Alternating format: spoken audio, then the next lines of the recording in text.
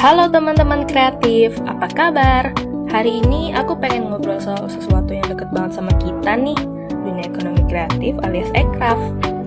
Kalau dipikir-pikir, Ekraf itu hadir di banyak hal yang kita temui sehari-hari loh.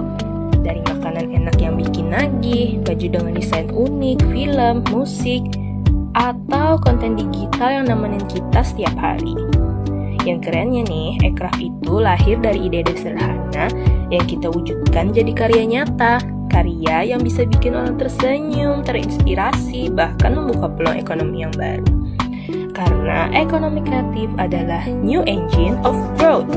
Buat kamu para pejuang kreatif, teruslah berkarya, teruslah percaya sama ide-ide kamu, karena dari kreativitas kita semua, masa depan Indonesia akan semakin cerah. Sampai ketemu di perjalanan kreatif berikutnya. Keep creating!